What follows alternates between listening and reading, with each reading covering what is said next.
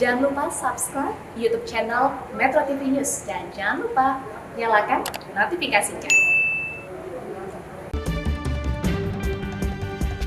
Anda kembali di Metro Siang, pemirsa, dalam segmen Fact Check kali ini bersama saya Abdi Azwar Sahi. Pemirsa, hari ini Rabu 20 Juli 2022 merupakan batas akhir pendaftaran dari PSE yang diwajibkan oleh Kementerian Kominfo. Jika para pemilik aplikasi tidak mendaftarkannya hingga batas waktu yang ditentukan, maka akan dikenakan sanksi secara bertahap termasuk dengan pemblokiran. Lantas apa itu PSE dan mengapa diwajibkan oleh Kominfo? Kami akan paparkan untuk Anda dalam infografis berikut ini. Kita akan lihat dulu pernyataan dari Kominfo. Di grafis berikut ini dari Samuel Pangerapan, Dirjen Aplikasi Informatik Kominfo, yang mengatakan bahwa per hari ini nanti setiap PSE yang beroperasi di Indonesia wajib terdaftar. Bila tidak terdaftar, maka sanksinya akan dilakukan pemutusan akses atau pemblokiran dan juga beberapa sanksi secara bertahap. Pertanyaan selanjutnya, apa sih sebenarnya PSE itu? Kita akan lihat grafis berikutnya. Jadi PSE ini merupakan singkatan, pemirsa, yang memiliki kepanjangan penyelenggara sistem elektronik. Kalau secara garis besar, PSE ini adalah perusahaan atau badan usaha yang memiliki beberapa rangkaian layanan digital berupa aplikasi dan lain-lain. Nah, di grafis berikutnya kita akan melihat sebenarnya mengapa sih PSE ini diperlukan untuk didaftarkan ke Kominfo. Ada beberapa alasan penting mengapa Kominfo mewajibkan para pemilik aplikasi ini untuk mendaftarkannya melalui PSE ini. Di antaranya adalah untuk mengetahui layanan apa saja yang diberikan oleh para pelaku usaha aplikasi tersebut kepada para pengguna atau usernya. Kemudian juga ini merupakan sebagai bentuk langkah yang harus dilakukan jika terjadi permasalahan. Artinya, langkah apa saja yang akan diambil oleh pemerintah Indonesia jika terjadi permasalahan dalam aplikasi tersebut bagi penggunanya di tanah air. Kemudian melalui pendaftaran PSE ini juga sebagai pedoman yang dimana harus menggunakan bahasa Indonesia agar dimengerti oleh masyarakat tanah air yang sesuai tentunya dengan undang-undang kita.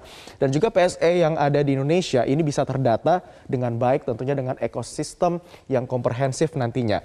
Nah, Kominfo juga berharap ini nantinya ada berkaitan dengan sistem lainnya termasuk dengan sistem perpajakan di Indonesia. Di grafis berikutnya kita juga akan melihat seperti apa landasan hukum dari PSE di tanah air. Ada 3 landasan hukum, pemirsa. Yang pertama adalah Surat Edaran Menkominfo nomor 3 tahun 2022 tentang tanggal efektif pendaftaran penyelenggara sistem elektronik lingkup privat. Kemudian ada PP nomor 71 tahun 2019 tentang penyelenggaraan sistem dan transaksi elektronik di pasal 6 dan juga Peraturan Menteri Kominfo nomor 10 tahun 2021 tentang penyelenggaraan sistem elektronik di lingkup privat. Apa sanksi yang akan dikenakan bagi platform yang tidak mendaftarkan ataupun belum mendaftarkan PSE hingga hari ini? Ada 3 tahapan sanksi yang nantinya diberikan. Yang pertama adalah untuk sanksi teguran dan juga administrasi dan juga sanksi denda, dan yang terakhir adalah sanksi pemblokiran. Nah, di grafis berikutnya kita juga akan melihat 6 kategori PSE mana saja yang wajib untuk mendaftar. Ini adalah 6 kategori PSE yang wajib mendaftarkan. Yang pertama adalah PSE yang menyediakan layanan transaksi baik barang maupun jasa. Kemudian PSE yang melayani ataupun menyediakan jasa terkait dengan layanan keuangan, layanan transaksi komunikasi. Kemudian PSE yang menyediakan layanan berbayar seperti platform streaming musik dan juga film. Kemudian PSE yang menyediakan layanan mesin pencari atau search engine.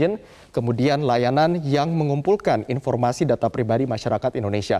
Inilah 6 kategori PSE yang wajib mendaftar di Kominfo. Nah, kita akan lihat lagi di grafis berikutnya media sosial mana saja sih yang paling banyak digunakan di Indonesia. Kebetulan daftar aplikasi ataupun sosial media ini juga wajib untuk mendaftarkan di Kominfo sebagai PSE-nya. Yang pertama kalau kita lihat aplikasi pesan WhatsApp ya.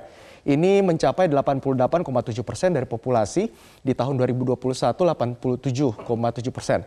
Kalau Instagram 84,8% dari total populasi, Facebook 81,3% dan juga TikTok sudah mencapai 63,1% dari total populasi. Inilah user yang cukup banyak ya, di atas 70% untuk WhatsApp, Instagram, Facebook dan juga TikTok sudah di atas 50%.